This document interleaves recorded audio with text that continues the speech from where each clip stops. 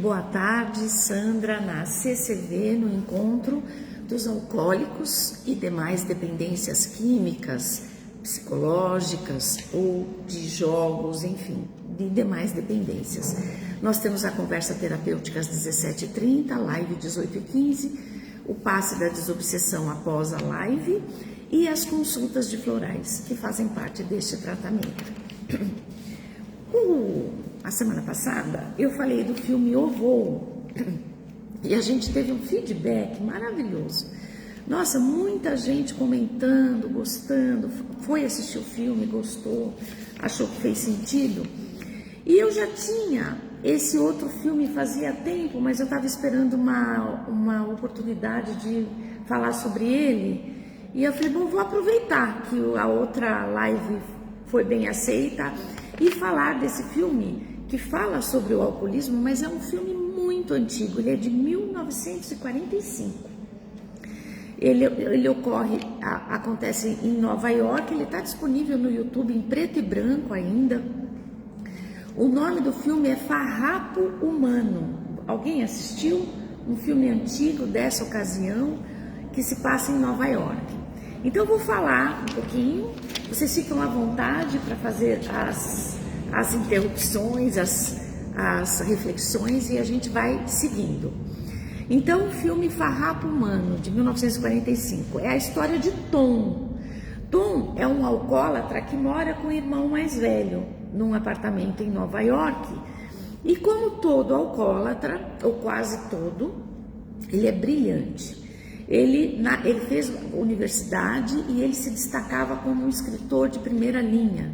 Os professores diziam que ele teria um futuro brilhante e ele então tinha um talento imenso para escrever, e é muito comum ver isso em doentes alcoólicos, habilidades manuais, carisma, capacidade de foco que nós estávamos discutindo aqui, só que às vezes eles desviam, né? Então ele era brilhante, mas ele era um doente alcoólico. O que é ser um doente alcoólico? Você tem uma suscetibilidade ao álcool, quando você entra em contato com o álcool, você não consegue mais parar, então ela é uma doença compulsiva que precisa ser interditada. Ou a família interna, ou a família se separa, deixa a pessoa cair no fundo do poço para que ela queira sozinha uma clínica, um tratamento numa sala de alcoólicos anônimos, para que ela tome essa decisão. Então as duas coisas acontecem. Com a família se distanciando, ele cai na lama e acorda para a vida, ou a família interdita internando. Raramente existe outra saída. Às vezes a gente vê a pessoa que foi para a igreja evangélica, veio para um centro espírita, se sentiu bem e ficou. Pode acontecer, mas é difícil. Ele, como todo doente alcoólico, ele nutria ideias de sucesso fácil. Porque essa é uma característica do doente alcoólico. Boa tarde, seja bem-vinda. Ele normalmente é fantasioso, ele fica nutrindo ideias fantasiosas em relação a si próprio, se colocando num patamar onde ele não está. E como ele não está naquele patamar que ele se coloca mentalmente, e ele não faz, porque às vezes a gente se coloca num patamar, mas a gente batalha para chegar lá. Isso é uma coisa, isso não é uma autoilusão. Você tem um foco e você está trabalhando para chegar naquele foco. Isso é muito bacana.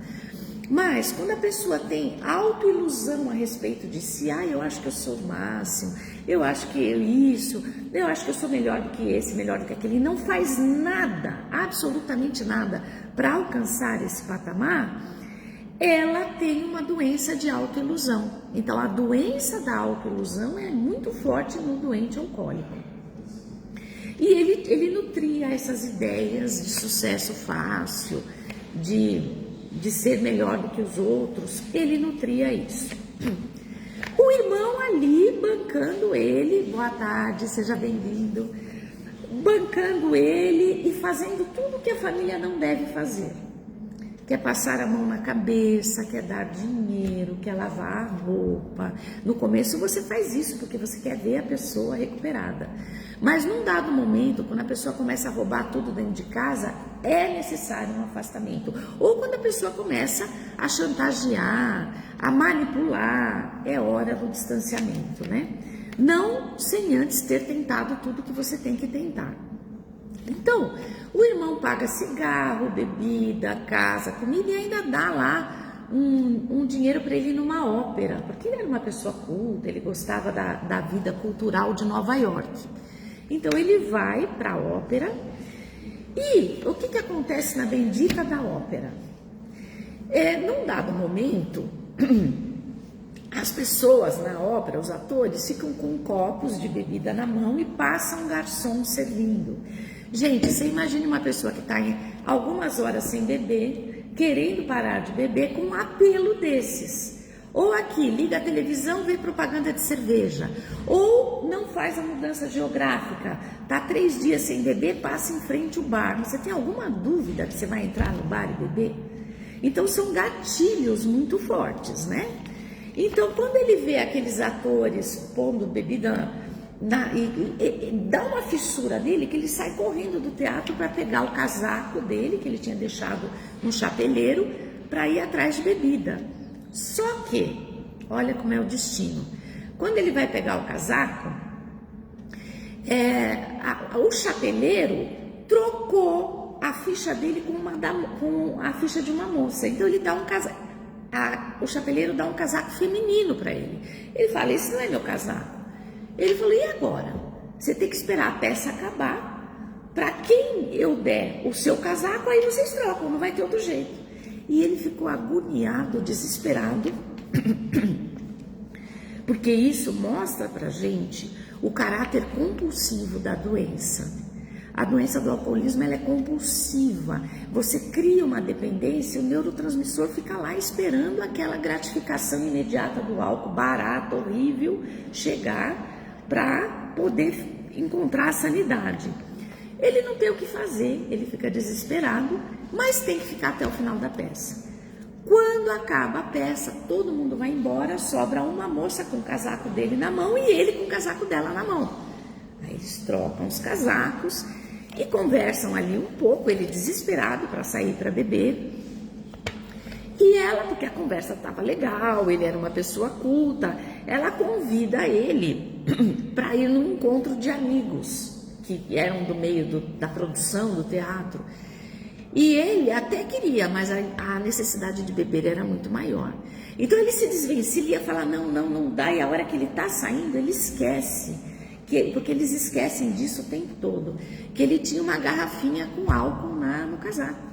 Então a hora que ele pega o casaco e tal, e vai pôr, a garrafinha cai no chão e espatifa. Ele fica morrendo de vergonha.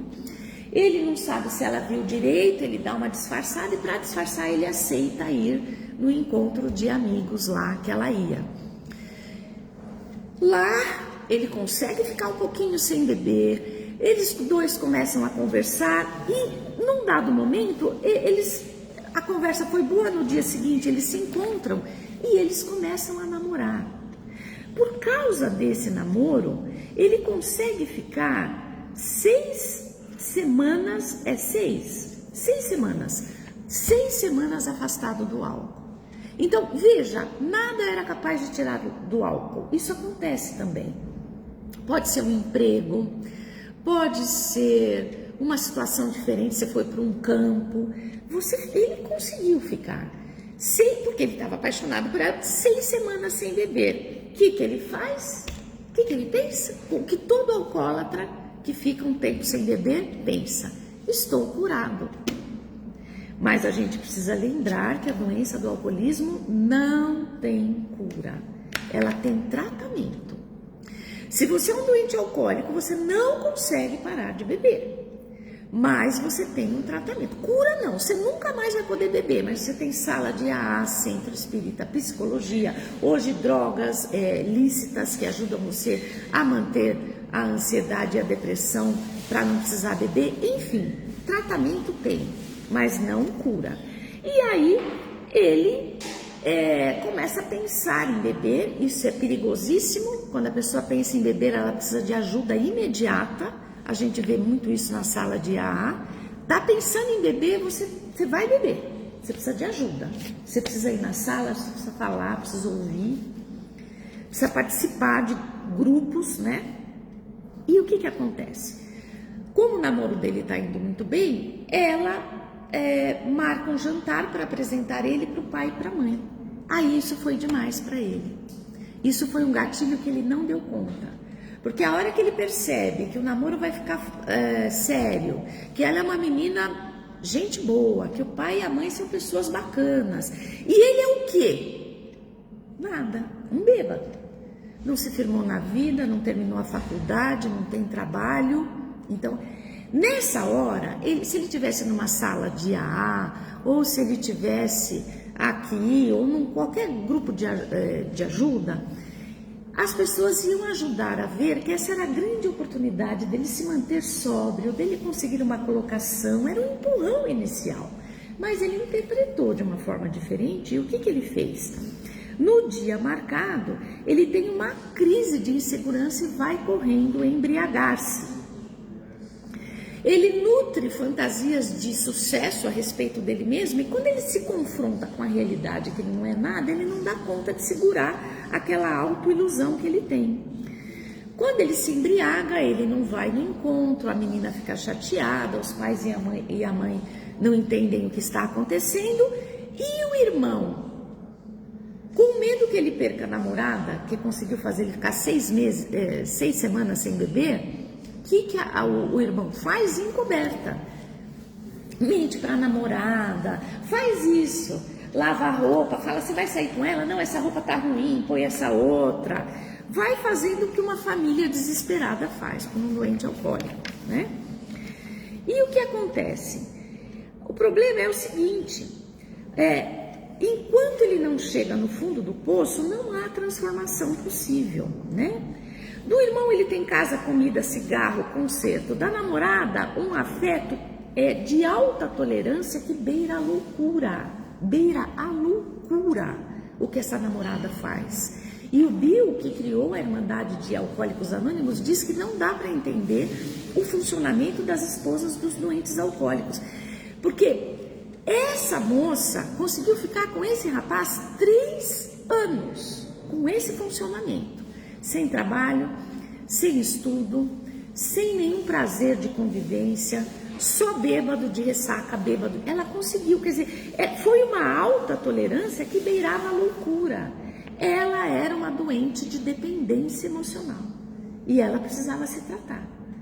Hoje a gente sabe disso, em 1945. A gente ninguém sabia interpretar, achava que a pessoa era heroína.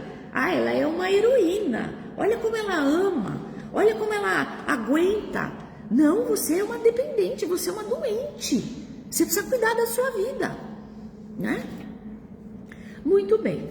Então, eles ficam 3 anos, ela é altamente protetora, porque ela tem o objetivo de salvá-la, que é o que nós estávamos conversando aqui antes da live.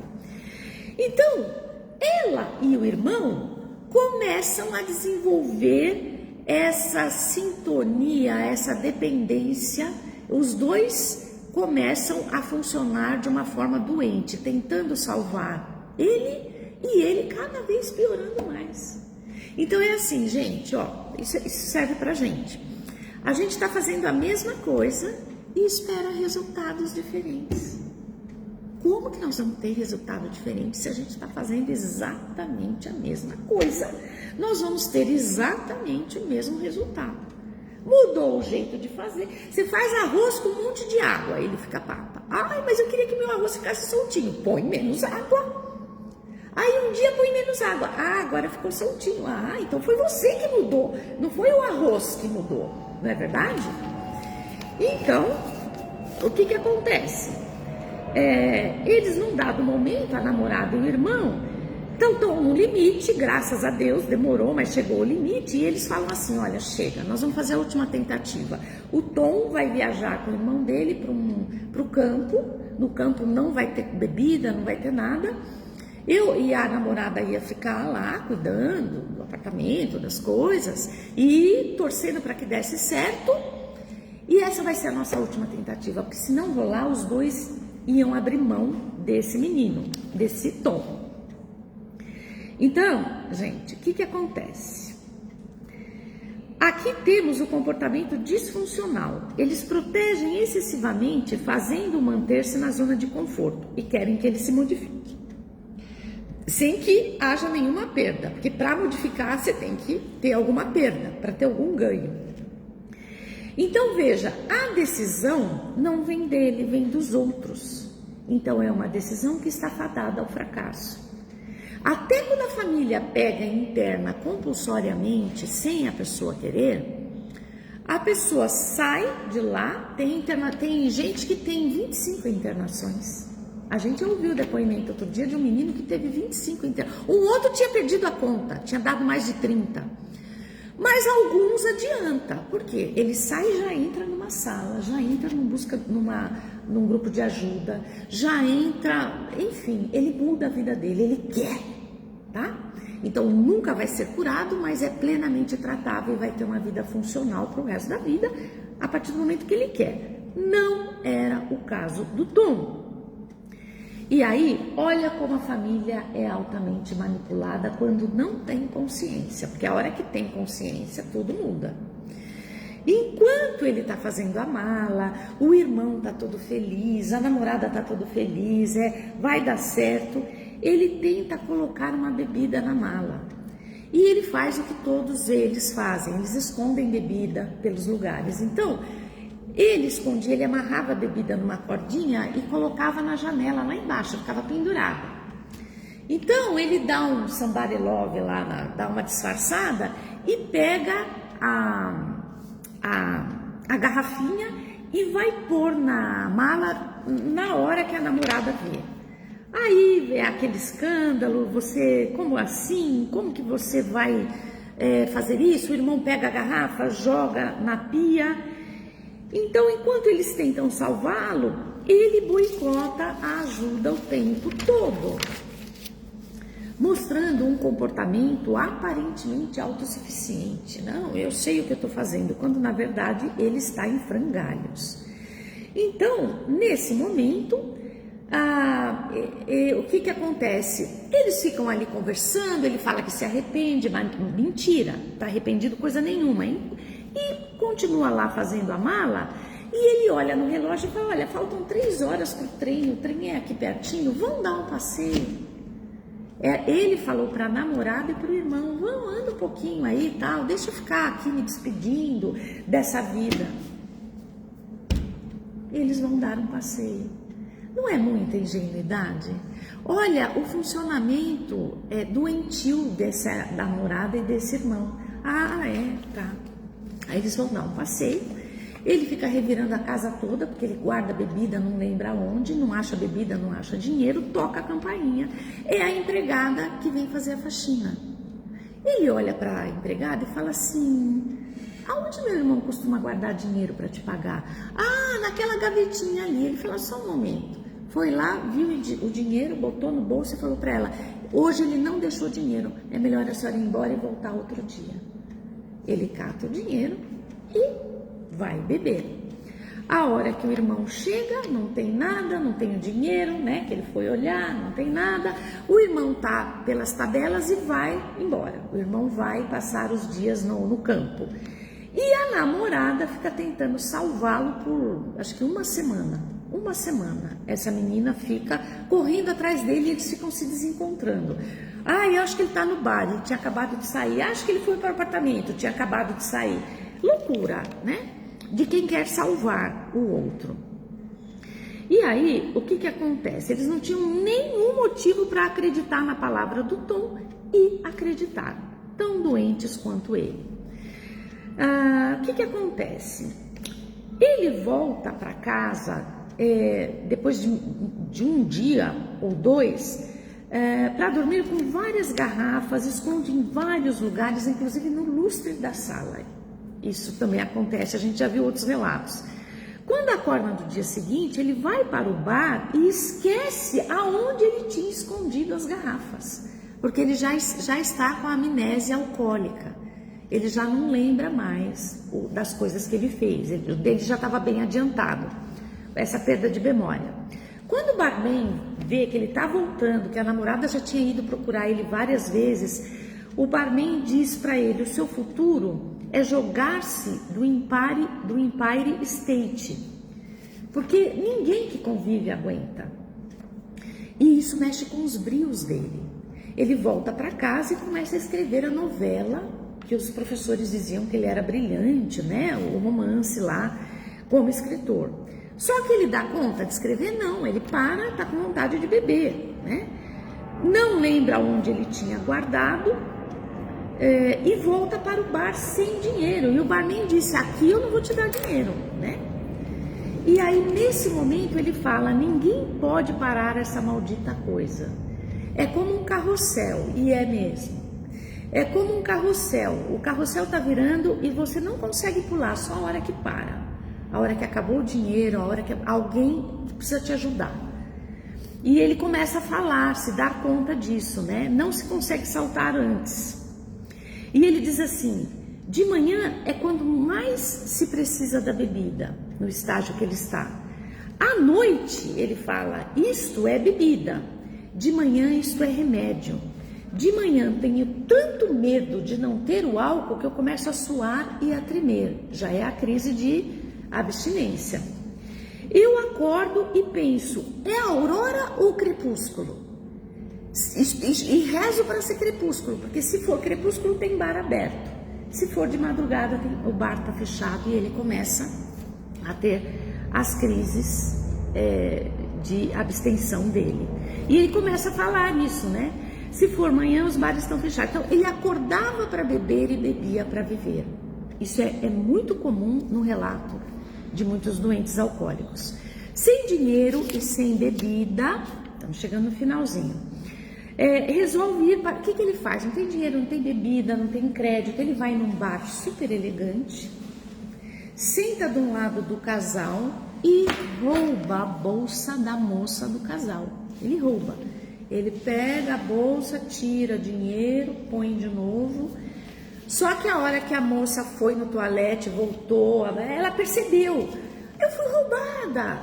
E aí eles começam a ver todo mundo e pegam ele, vê que o dinheiro estava com ele, expulsam ele do bar, assim, chutando, né? E sem dinheiro e sem bebida, né? Então, veja só, começa a frouxidão moral. Até agora ele está lutando com ele mesmo, com a incapacidade de parar o vício. Agora já é a frouxidão moral, agora ele já está roubando. E ele vai fazer qualquer coisa, se precisar matar, ele vai matar, porque ele precisa da doença, da bebida, a menos que ele seja interditado. Então, para o alcoólatra, uma dose é muito e 1000 doses não é o suficiente. É assim que eles funcionam. Então, na abstinência forçada, diz que estão querendo destruí-lo. Ele começa a ter delírios, né? E ele, há um tempo atrás, ele tinha conhecido uma prostituta na rua. Ele vai na casa da prostituta pedir dinheiro emprestado para a prostituta, né? E ela fala: não vou te dar. E ele está cambaleando. Ele cai das escadas, vai se machucando inteiro, perde a consciência, acorda num hospital de prisão, um hospital prisão de doentes alcoólicos. Então ele só encontra doentes alcoólicos que sofrem de delírios noturnos com animais. É muito característico isso, quando eles estão no delirium tremens, eles começam a tremer e ter delírios. E é sempre com rato, com morcego, eles sempre têm esse tipo de delírio, né? O sistema nervoso já bem comprometido. E o enfermeiro diz que na lei seca que houve nos Estados Unidos, né, nessa ocasião, muitos começaram a beber por farra, porque não podia, então eles iam beber. E se perceberam doentes alcoólicos não podendo mais parar. Às vezes um doente alcoólico se descobre doente alcoólico com 50 anos, 60. Depois da aposentadoria, eu já tive aqui um senhor, depois da aposentadoria, ele começou a beber uma caipirinha todo dia na hora do almoço e percebeu que não conseguia mais parar de beber caipirinha o dia todo. Por quê? Porque ele nunca teve uma vida que propiciasse tanto contato com a bebida. Quando começou a ter, ele descobriu que não podia mais parar. Então você tanto descobre na mais tenra idade, como você pode descobrir já muito adiantado, né? Então lá, o enfermeiro explica que o estágio dele já está bem adiantado, porque ele está com delírios de animais, né? E que ele vai voltar muitas vezes para lá até morrer. O enfermeiro vai falando assim, né? Vai falando a real. Ele foge do hospital, chega em casa com esses delírios de morcego e rato.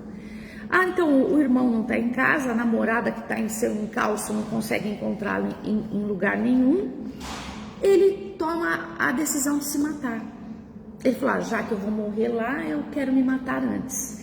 No passado, ele tinha pego a máquina de escrever dele e tinha levado para um cara que empenhorava para trocar por um revólver para ele se matar. No passado, ele tinha feito isso. Só que na última hora, ele mudou de ideia. Ao invés do revólver, ele pegou dinheiro e foi se embriagar. Então, ele não tinha mais nada mesmo. O que ele faz?